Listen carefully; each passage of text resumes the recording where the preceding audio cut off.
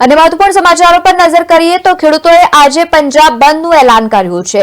સમગ્ર રાજ્યમાં લગભગ 10 કલાક બંધ રહેશે તેવી વાત સામે આવી છે। બંધને સફળ બનાવવા માટે લોકોને પણ અપીલ કરવામાં આવી છે। ખેડૂત આગેવાનોએ આ બંધ વિશે માહિતી આપતા જણાવ્યું છે કે જે રીતે ડિસેમ્બર મહિનામાં છેલ્લા ઘણા સમયથી તે લોકો રજૂઆત કરી રહ્યા હતા અને હજુ સુધી કોઈ પણ પ્રકારની માહિતી તેને લઈને સામે ન આવી। સરકાર સમક્ષ વાત પણ કરવામાં આવી। 30 ડિસેમ્બરે શું બંધ રહેશે કે ખુલ્લું રહેશે, ત્યારબાદ ફરી એકવાર જે રીતે આગાહી વ્યક્ત કરવામાં આવી હતી તે મુજબ ફરી એકવાર બંધનું એલાન।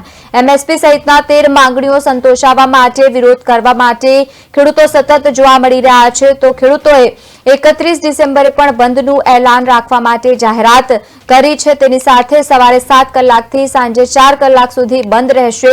મહત્વનું છે કે આ સમયગાળા દરમિયાન ઇમરજન્સી સેવાઓ સિવાય બધી જ સેવા બંધ રહેશે।